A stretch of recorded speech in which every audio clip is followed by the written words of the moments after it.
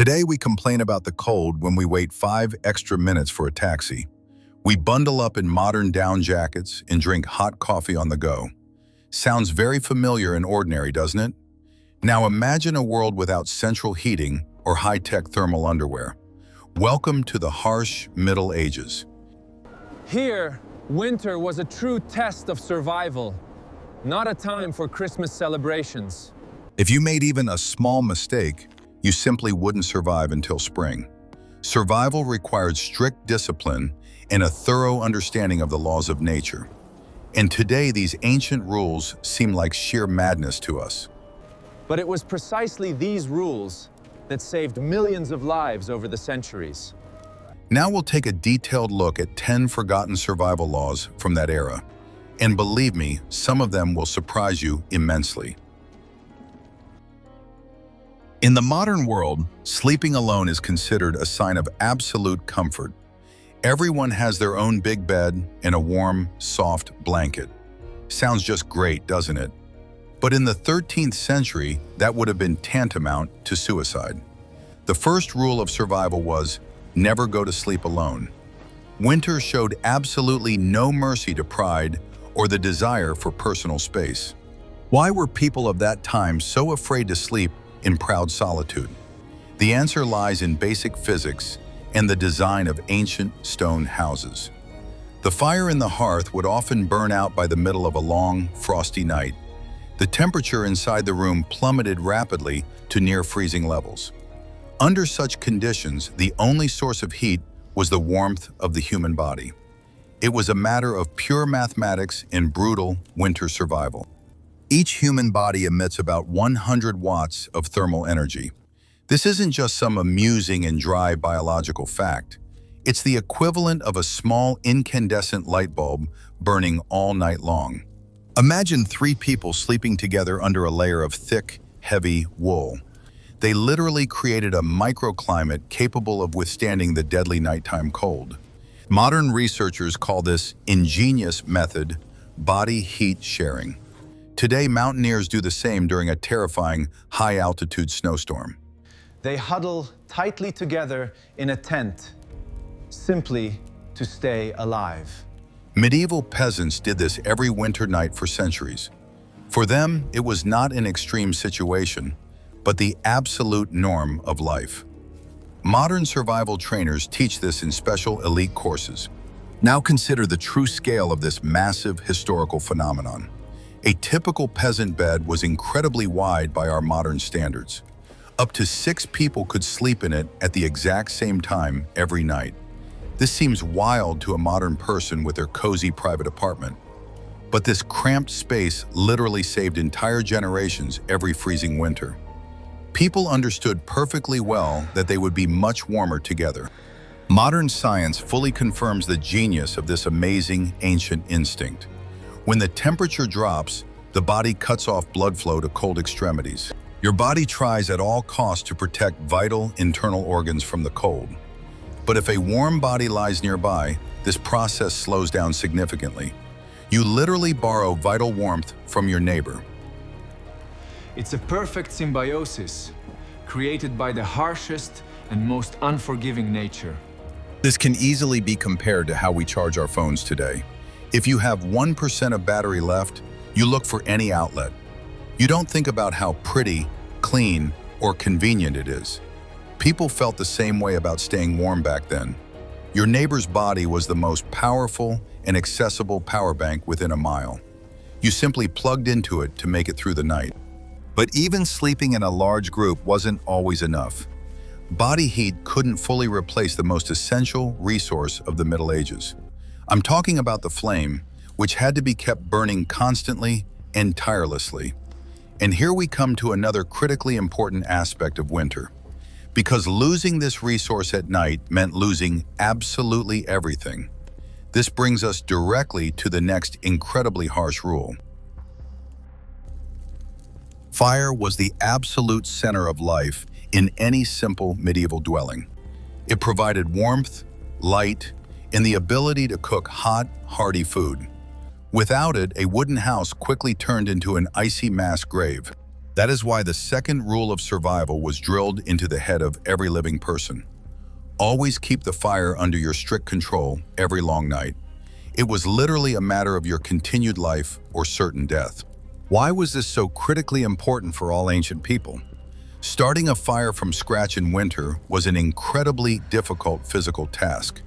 They didn't have modern lighters or convenient camping gas burners.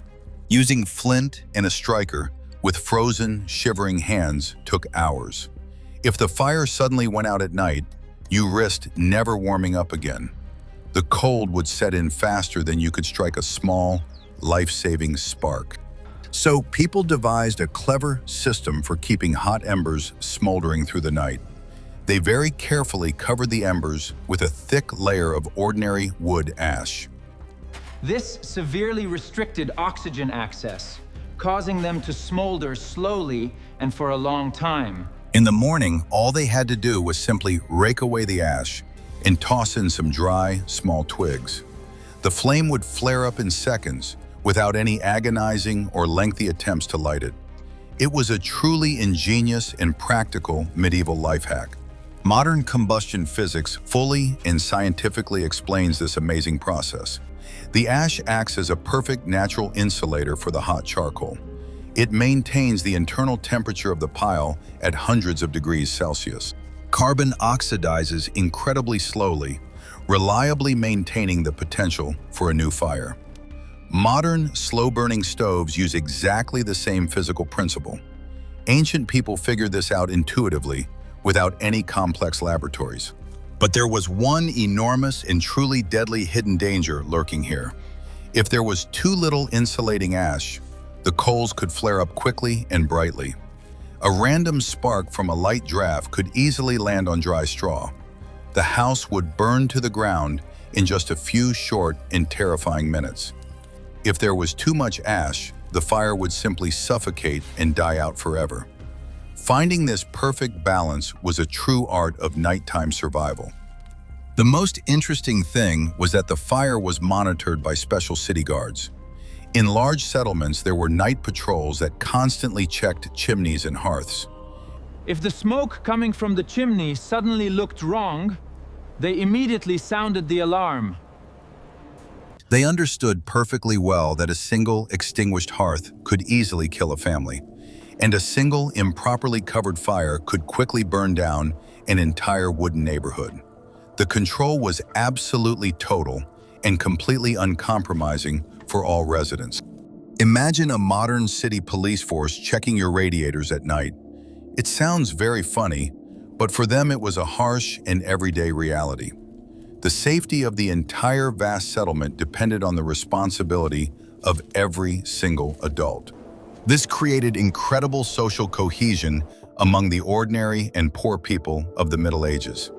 Your closest neighbor was literally the main guarantor of your survival in the cold. You simply could not afford to accidentally ignore these strict rules. But how could you tell in absolute darkness that the fire was slowly dying out? People back then couldn't set timers or use loud electronic alarms. They had to rely entirely on their own basic senses and perceptions. And the most reliable indicator of impending danger was the ordinary, keen human ear. This brings us smoothly to the next very frightening ancient rule. Because absolute silence in the Middle Ages rarely meant peaceful tranquility. We've all grown accustomed to thinking that complete silence at night is a good thing. In today's noisy cities, we install soundproofing so we can sleep soundly and peacefully. We constantly complain about the noise of cars or neighbors who are too loud behind the wall. But in the harsh Middle Ages, complete silence at night was the main harbinger of trouble. The third iron rule stated, never trust the silence of a cold winter night. If everything suddenly fell silent, it meant that death had come to your house. A wooden house with a brightly burning hearth always made a great many sounds. The firewood crackled loudly, the embers hissed quietly, and the heavy roof creaked slightly. This constant background noise was a soothing lullaby for any medieval peasant. It clearly signaled that the fire was alive and that precious warmth continued to flow steadily. As soon as these sounds faded, the brain instinctively and quickly sounded the alarm. Silence meant that the hearth had completely gone out and was already cooling rapidly. When the living fire died out, the cold began to seep into the house incredibly quickly. The wooden walls stopped making sounds due to the sudden drop in temperature and humidity. The air in the room became thick, heavy, and incredibly icy to the touch. The people sleeping nearby stopped tossing and turning and began to breathe very rarely. The silence literally became physically palpable and truly deadly. Waking up in such dead silence was a peasant's greatest nighttime fear. Modern, complex neuroscience can easily explain this ancient and strange nocturnal phenomenon. Our human brain constantly analyzes background sounds, even during deep sleep. The sudden cessation of familiar noise wakes us up much faster than a loud scream. Some clever families would deliberately throw thick, very damp logs into the fire. These always burned unevenly, periodically crackling loudly and sending out bursts of sparks. It served as a kind of acoustic nighttime beacon, operating throughout the long night. While the damp logs crackle, you can sleep soundly and dream. As soon as those loud cracks stop, the person on duty must get up immediately. This was the oldest version of a warning system for a critical drop in temperature. Have you ever suddenly woken up because the city power went out at home? Suddenly the refrigerator falls silent, the powerful ventilation stops humming, or your beloved air conditioner shuts off. This unnatural urban silence immediately makes you open your eyes wide in the darkness. Medieval people experienced exactly the same eerie feeling, only the stakes were higher. Without electricity, our groceries simply spoil in the warm refrigerator. Without fire, entire families froze to death before the saving dawn arrived. The silence could also clearly mean that a very heavy blizzard had begun outside. Snow covered the roof in an incredibly thick layer, blocking absolutely any sounds from the street. Under such conditions, the house could easily end up completely buried under huge snowdrifts. A chimney blocked by snow meant that carbon monoxide would begin to rapidly accumulate inside the room. That's why absolute deafening silence always caused people to jump out of bed in a panic. No one wanted to die in their sleep from something as trivial as poisoning by an invisible gas. It sounds really creepy and very nerve-wracking for a modern person, doesn't it? Your life depended entirely on how loudly a regular log crackled. Today, we specifically buy white noise generators to sleep much better. They artificially mimic the sounds of warm rain, wind, or that same campfire. We do this for relaxation and comfort after a hard day's work. They did it simply to physically survive until the next bright dawn. But even if the fire burned very brightly and crackled incredibly loudly, there was another very hidden threat that could kill completely unnoticed. It was an enemy that easily seeped through any cracks in warm clothing. It was much harder to fight than ordinary severe cold. I'm talking about moisture, which turned your cozy home into a deadly trap. And this brings us directly to the fourth most important rule of ancient winter survival. If the winter cold was an open enemy, dampness was a very silent killer. The fourth rule of the Middle Ages stated, avoid moisture at all costs and always. Wet clothing kills a person much faster than the strongest, driest frost. Water draws heat from a living body at a terrifying and utterly merciless rate. In those harsh times, getting wet in winter meant signing your own immediate death warrant. It was the most dangerous, fatal mistake a winter traveler could make. Why was ordinary moisture so terrifying to everyone back then? The answer lies in the basic thermal conductivity properties of various materials and the liquids around us. Water conducts heat nearly 25 times faster than dry air. If your favorite woolen tunic gets wet, it instantly ceases to be a reliable insulator. It literally turns into an icy, sticky compress that sucks the life out of you. Your body temperature begins to plummet at a catastrophic and terrifying rate. Modern qualified doctors call this condition acute hypothermia caused by high humidity. Today, it is the leading cause of death among unprepared, reckless tourists in the spring forest. At a temperature of +5 degrees, you can easily die in wet, lightweight clothing. Medieval, experienced lumberjacks and hunters knew this law of harsh physics absolutely by heart. They protected their clothing from wet snow just as carefully as their weapons. Dryness was the absolute and primary synonym for a long and very healthy life. To reliably protect themselves from dampness, people resorted to incredibly ingenious tricks. They rubbed their woolen cloaks and shoes with thick animal fat or wax. It sounds incredibly disgusting, but it created a perfect, water-repellent, dense layer on the outside. It was the medieval, grubby equivalent of today's high-tech, expensive Gore-Tex. Except this invention didn't smell fresh at all. It reeked of rancid old lard and smoke. But when your life is on the line, aesthetics quickly take a back seat. Imagine trudging through waist-deep snow on a cold winter day. Your boots are completely soaked, and you can no longer feel your toes. A modern person who's frozen would simply walk into a warm cafe and quickly call a taxi. A medieval peasant had no taxi, and it was a 5-mile walk home. If he couldn't quickly build a fire and dry off, he was doomed. His feet would first turn white and then inevitably blacken from horrific gangrene. It's quite amusing how we perceive these incredibly luxurious antique carpets today. We see them in museums and think of the great art of the Middle Ages. We admire the intricate work of the craftsmen and the incredibly complex historical battle scenes.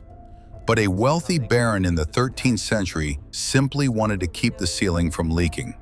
These great works of art were a mundane equivalent of modern electric dehumidifiers. Practicality has always been far more important than any high artistic value. If you've ever slept in a thin tent under a pouring cold autumn rain, you know all too well that clammy, unpleasant feeling of the cold seeping right under your sleeping bag.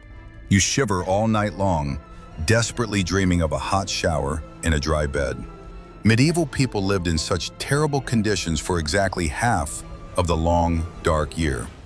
Their endurance seems simply superhuman and utterly fantastic to us today. They were true iron machines of survival in the most extreme conditions. But for the body to generate heat, it needed high-quality fuel. It wasn't just dry clothing that reliably protected a person from frostbite during the long night. The body's internal biological furnace required a special, incredibly high-energy, nutrient-dense diet. And here we come to the fifth rule, which breaks all modern diets. Because back then, no one ever counted calories for the sake of losing weight. Today, we are literally obsessed with diets, calorie counting, and a slim, beautiful figure. We are constantly told that eating at night is incredibly harmful to our health. We buy low-fat yogurt and are terrified of an extra piece of fried meat. But the fifth ironclad rule of the Middle Ages shatters this modern advice to smithereens. You must eat fat before bed, or you'll simply freeze to death. Fat was the most valuable resource for surviving a long, hungry winter. Why did they load up on heavy, fatty foods right before bed? The answer lies in the complex thermoregulatory mechanisms of our amazing biological bodies. To keep the body warm all night long in the freezing cold, the internal furnace needs very slow-burning fuel. Sugar or bread burn quickly, providing only a very brief burst of warm energy. Animal fat, on the other hand, takes hours to digest, releasing a steady and consistent life-saving warmth. It was an absolutely ideal biochemical strategy for harsh nighttime frosts. Modern professional polar explorers use exactly the same principle of high-calorie nutrition. Expeditions to the icy Antarctic always include butter and lard in their diet. People there can eat a whole chunk of butter straight up, without bread. Modern science has proven that the slow breakdown of lipids yields maximum thermal energy. Ancient peasants didn't know chemistry, but they knew their own bodies very well. They understood, eat a lot of lard in the evening, wake up feeling completely alive in the morning. A medieval peasant's winter dinner consisted of incredibly high-calorie and very heavy food. It was a thick stew with pork fat, beans, and chunks of fatty dried meat. A modern, trendy nutritionist would be horrified by such a dreadfully heavy menu. Such a massive amount of cholesterol would give us an immediate heart attack. But for a peasant working hard in the cold, it was a matter of survival. Those calories didn't even get stored as fat. They were entirely used for warmth. The next time you feel guilty about that slice of pizza you ate before bed, just remember that your distant ancestors would be proud of your wise decision. You're simply following their ancient instinct to store energy before a long, cold winter. However, food alone was not nearly enough to fully secure their homes. People had to use absolutely every available powerful heat source around them. And they turned their attention to those who were always by their side in winter, to creatures whose natural body temperature is even higher than that of a typical human. This brings us to the sixth rule, which today seems utterly barbaric to us, the rule of cohabiting with those we now consider mere food. In our modern world, animals live either on the street or on the couch. Dogs and fluffy cats have become family members, while cows remain on farms. It would never occur to us to let a dirty goat into our cozy bedroom. But the sixth rule of the Middle Ages completely shatters all our modern hygiene standards. Stay as close as possible to animals during the harshest winter cold. They were living heaters that worked around the clock and absolutely free of charge for their owners. How did this work in practice in the most ordinary, poor medieval villages? Long wooden houses, or longhouses, were designed specifically for this remarkable purpose. In one half of this enormous structure, people lived with their large families. In the other half, often without a solid wall, all the livestock spent the winter. Cows, pigs, and sheep breathed heavily, moved about, and generated a tremendous amount of body heat. This heat slowly flowed into the living area, keeping the inhabitants of the huge house perfectly warm. Let's look at the exact figures and some simple yet remarkable biological physics. An adult cow emits between 800 and 1,000 watts of constant thermal power. This is the full equivalent of a powerful modern electric heater turned up to its absolute maximum. 3 cows in the house already constitute a fully fledged and powerful central heating system. Add to that a couple of pigs and a dozen fluffy, warm sheep in the pen. The indoor temperature could rise by 10 degrees just because of them. Modern engineers have a fancy name for this: ecological recovery of biological heat. Some modern eco-homes in Europe are now actively trying to revive this old concept. They design farms so that heat from the barn flows directly into the living quarters. Architects receive prestigious awards in the field of modern green technologies for this. But ordinary farmers in Scandinavia were doing this 1,000 long years ago. They were the first eco-engineers, even though they didn't even know such complicated, fancy words. Of course, such a living arrangement had huge and very smelly, unpleasant drawbacks. The smell of strong ammonia, manure, and dirty wool was simply unbearable for a modern person. My nose starts to protest just at the thought of such ventilation. Every element of this complex system produced heat that was critical to their shared survival. If even one link were removed, the entire fragile balance would be instantly and irrevocably destroyed. This is a stunning example of how nature and humans united for the sake of survival. And they did so as efficiently as possible, without any complex modern devices. But all that accumulated heat could easily vanish in a couple of unfortunate seconds. The house had to be airtight, like a submarine at the bottom of the ocean. Any tiny crack could undo the efforts of the cows, the dogs, and the burning hearth. And this brings us to the seventh rule, related to the greatest fear of the night, a fear that still lives on in our grandmothers and elderly grandfathers. We all love to air out our rooms before bed for some fresh, cool air. We enjoy a light breeze and the pleasant evening coolness in a stuffy bedroom. Doctors strongly recommend keeping a window slightly open for proper, healthy, deep sleep. But in the Middle Ages, the seventh rule of survival strictly forbade doing so. Never open a window without a very serious reason during the harsh winter months. A simple draft could kill you in your sleep much faster than any illness. Why were ancient people always so panicked and hysterical about even the slightest drafts? This was by no means just a silly superstition or unfounded winter paranoia. Homes of that time were small, and windows often lacked any kind of tight-fitting glass. They were closed with wooden shutters or covered with a thin, oiled ox bladder. The slightest crack immediately created a wind tunnel effect right in the small bedroom. An icy wind would blow in, instantly blowing away all the heat that had been so painstakingly accumulated. The physics of convective cooling perfectly explains why the wind is so deadly to us. Moving cold air blows away the invisible layer of heat surrounding our sleeping body. In strong winds, a temperature of -10 feels like -25 degrees. If this wind hits a sleeping, sweating person, the effect is instantly doubled. Body temperature drops so sharply that the heart may simply not be able to withstand it physically. People would literally go to sleep healthy in the evening and not wake up at all on a frosty morning. Modern construction engineers combat drafts with polyurethane foam. We seal plastic windows so tightly that not even a single oxygen molecule can pass through. Peasants used dry moss, wet clay, and even horse manure for this purpose. They obsessively caulked every tiny crack in the logs before the long winter began. For them, the ideal home had to be completely impervious to outside air. Ventilation was not considered a blessing, but a fatal flaw in the home's security system.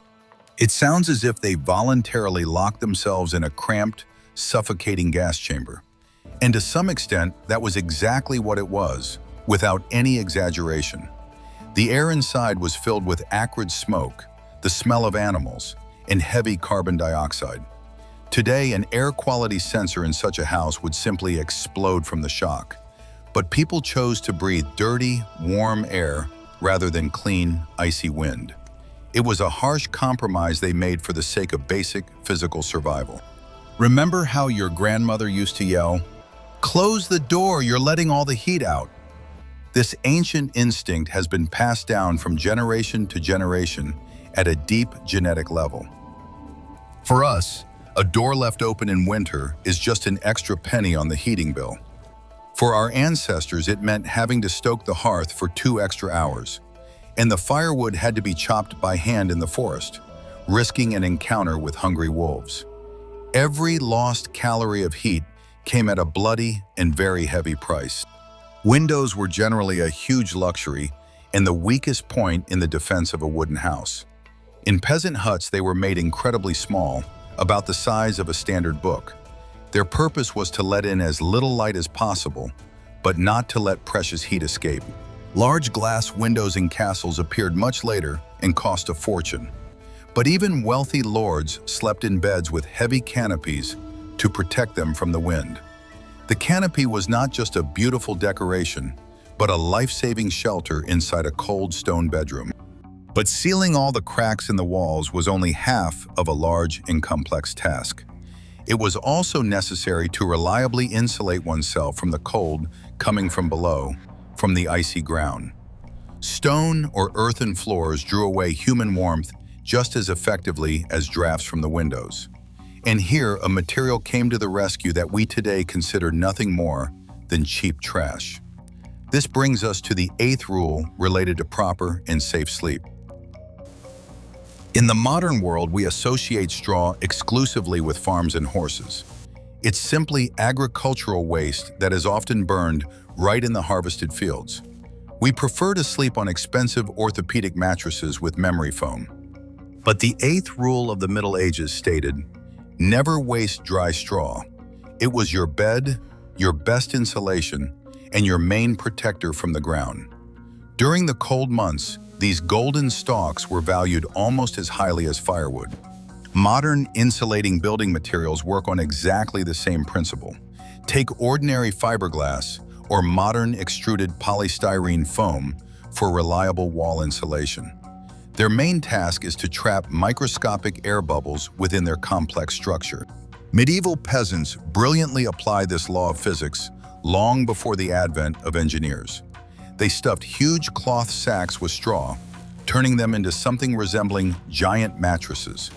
These mattresses were hard and prickly, but they genuinely and effectively saved human lives. However, straw mattresses had one massive and very terrible drawback. Over time, they became severely compressed, losing their airiness and life-saving insulating properties. Furthermore, they became infested with mice, bedbugs, and whole swarms of biting fleas. Therefore, the mattresses had to be shaken out regularly and replenished with fresh, dry straw. But in winter, obtaining new dry straw was practically an impossible task. That is why a strict rule forbade wasting it on lighting fires or other needs. Imagine sleeping on a mattress made of dry, prickly, old hay. Every time you roll over, the bed makes an incredibly loud and annoying crunching sound. Beetles periodically bite your legs painfully in the darkness of a cold winter night. It sounds like the worst motel of your life, deserving of a 1-star review. But for them, it was a true luxury and an absolute guarantee of survival in the cold. The alternative was sleeping on frozen, hard mud, which led to a very quick death. Straw was used not only to create sleeping areas in the small wooden house. It covered the entire floor so that one could walk on it without warm shoes. It absorbed moisture and dirt, functioning as a huge, disposable, medieval fluffy rug. In the wealthy castles of lords, straw was often mixed with dry, fragrant, expensive herbs. Lavender or chamomile helped mask the terrible smell of unwashed bodies and hunting dogs.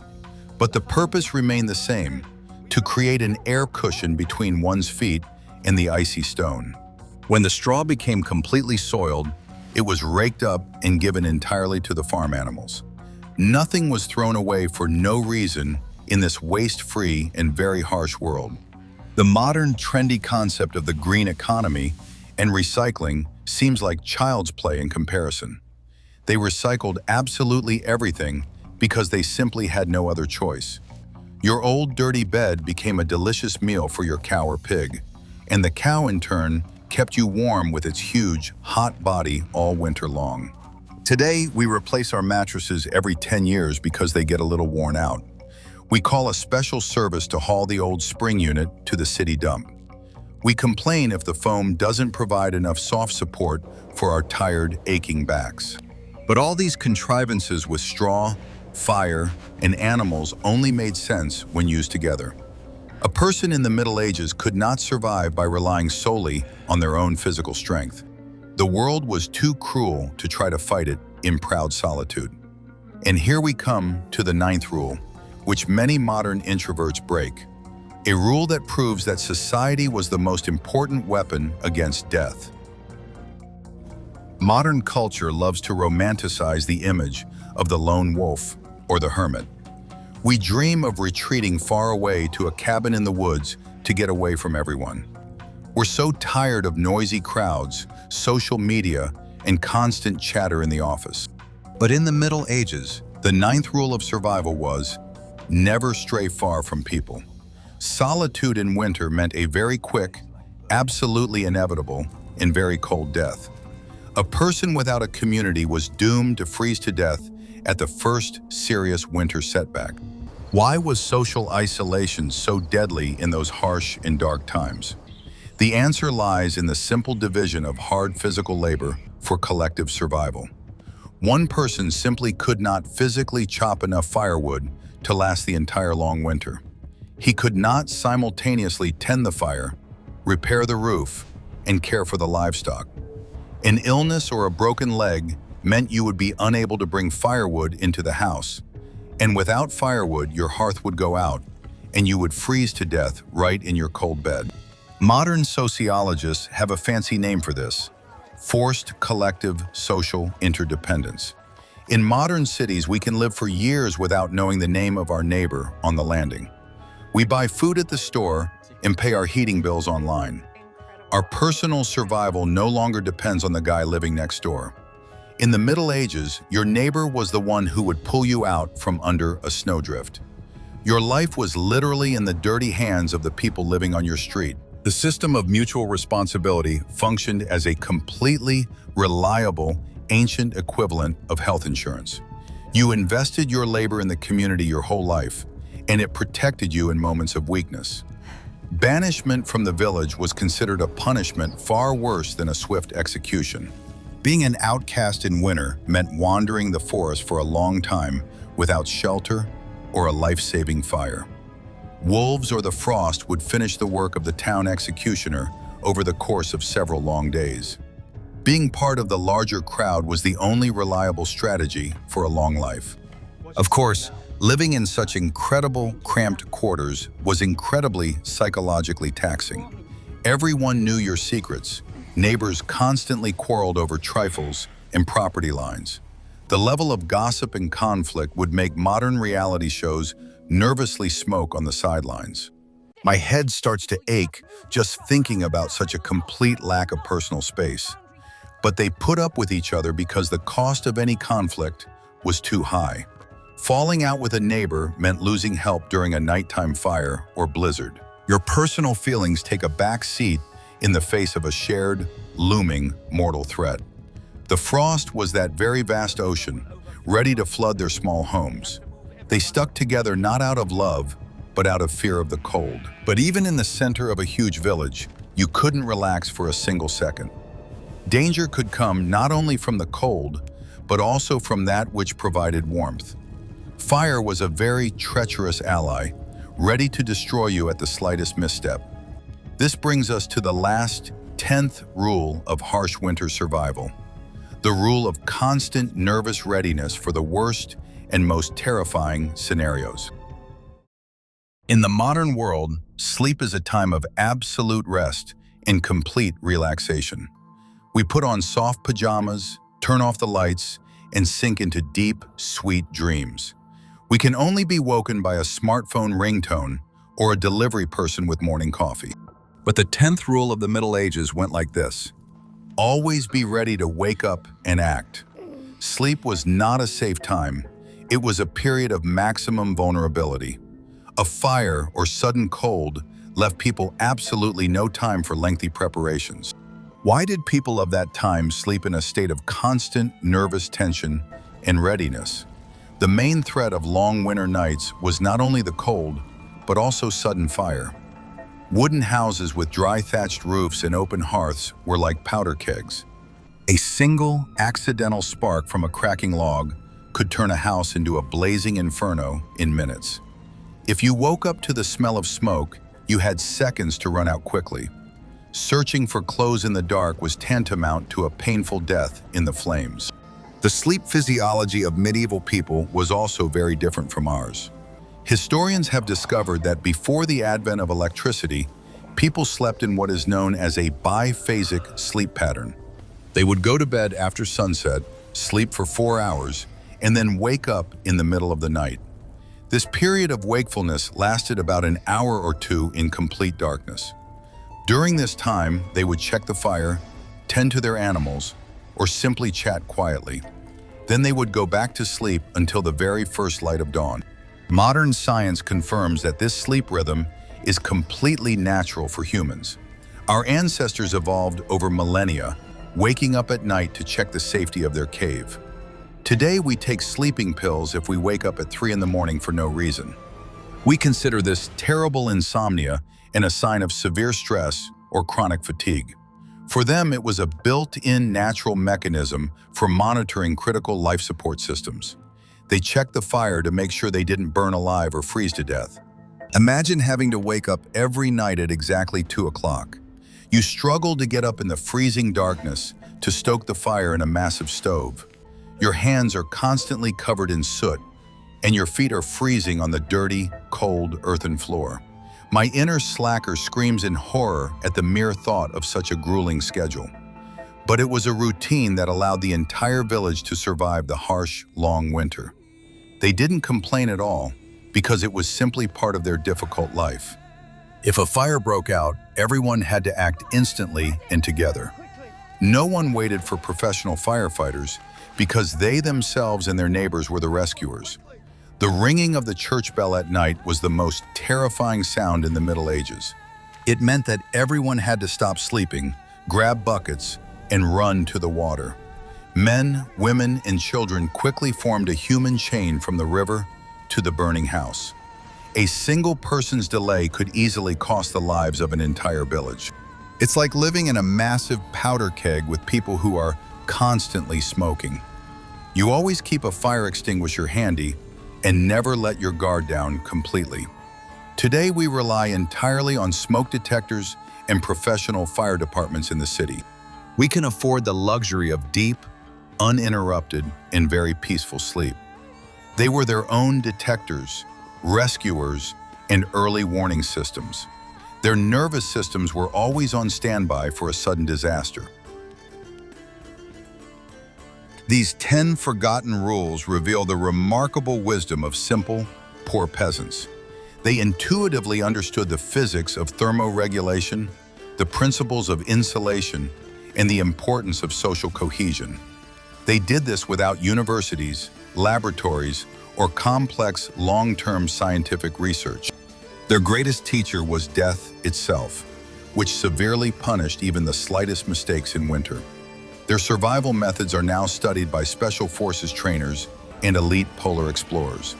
And this is the best proof of the genius of those harsh and distant times. The next time you turn on the heater with a single click of a button, remember the people who slept huddled together with cows on prickly, dry straw. Appreciate the warmth of your room and the luxury of sleeping in absolute safety and silence. We live in an era of unprecedented comfort, paid for in full by the experiences of our strong ancestors.